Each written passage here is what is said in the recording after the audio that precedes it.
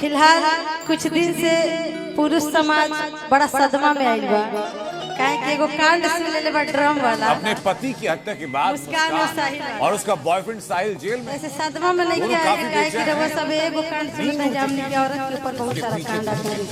हाल ही में एगो बैंगलोर के सुन। दरअसल साहिल और ड्रम वाला कांड सुन के लोग ड्रम के नाम में सुन के हदस जाता। हाल में हमारे पप्पू डेराइल रहन कहले कि आकाश के दिया हमेशा बाई ड्रम ना आए, लेकिन हदस के नहीं। मैंने सौरभ की हत्या कर दी है। सौरभ को हमने और साहिल ने मिलकर मारा है।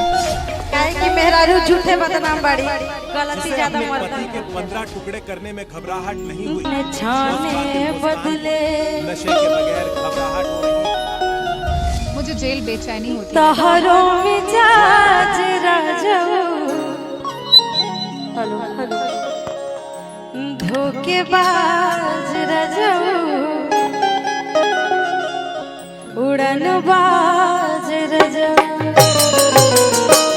छान छाने बदले छान छाने बदले तहरो मिजाज राजो धोखेबाज राजो उड़नबाज राजो छान छाने बदले तहरो मिजाज राजो धोखेबाज राजो उड़नबाज राजो।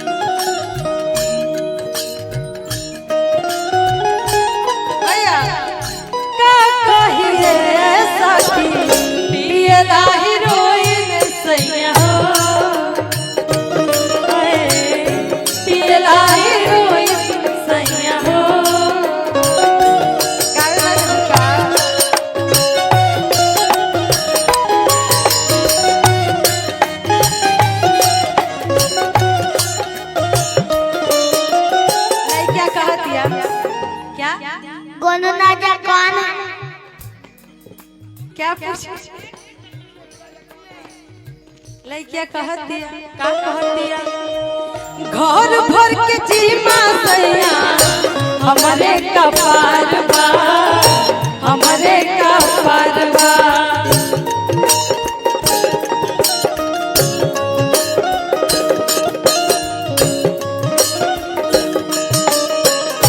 देहिया में दर्द एले चढ़ल बुखार बा चढ़ल बुखार बा।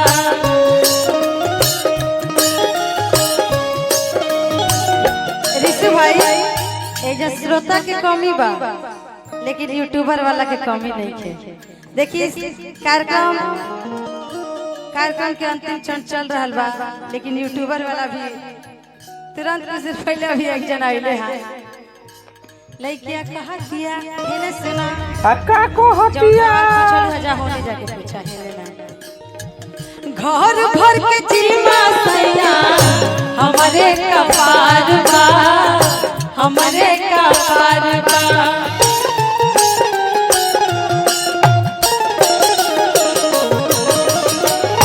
देहिया में दर्द एले चढ़ल बुखार बा चढ़ल बुखार बा।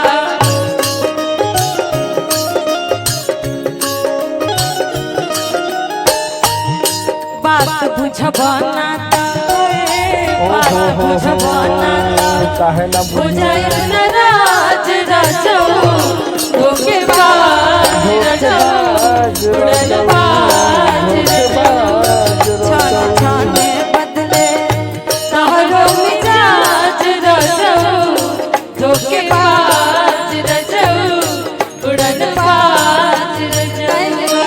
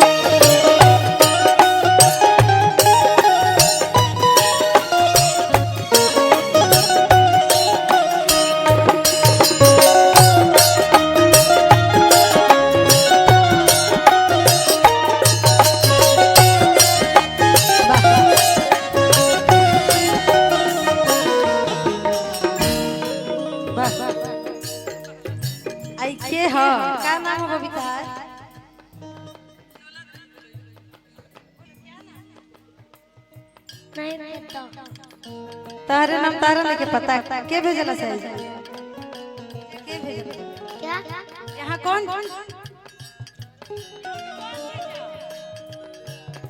छान छाने बदले तहरो मिजाज राजो होके बाज रजो उड़न बाज रजो कहे के बाद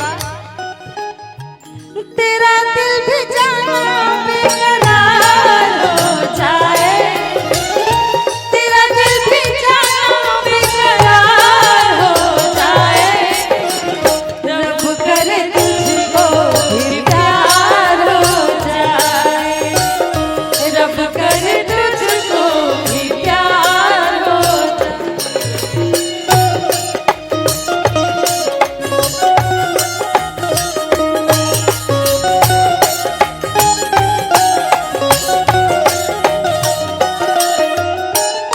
सासू से लहरा लागे होत रोज कांडवा होत रोज कांडवा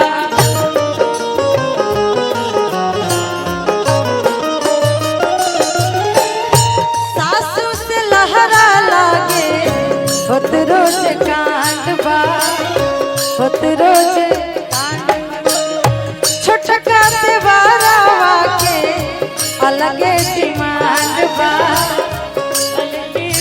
कह दिया के हुआवत नइखे के हुआवत नइखे आदत से बाज रजो धोखे बाज रजो उड़न बाज रजो रजो उड़न बाज रजो छान छाने बदले तहरो मिजाज रजो धोखे बाज रजो उड़न बाज रजो उड़न बाज रजो धोखे बाज रजो उड़न बाज रजो और एगो गीत चंदन भैया के एकरा बाद गवा दिया चंदन भैया के बबुआ के जन्मदिन में हम गए रहे आइया भैया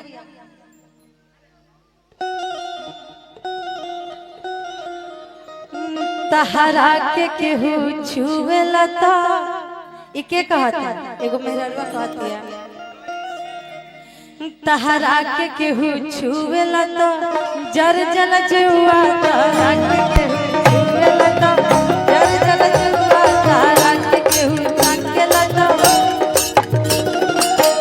काहे कहती है एगो मेहरवा खाती सब धन दौलत ओकर मरदे रहेला त कहतिया हमरा खातिर तू ही बड़ राजा जी रउआ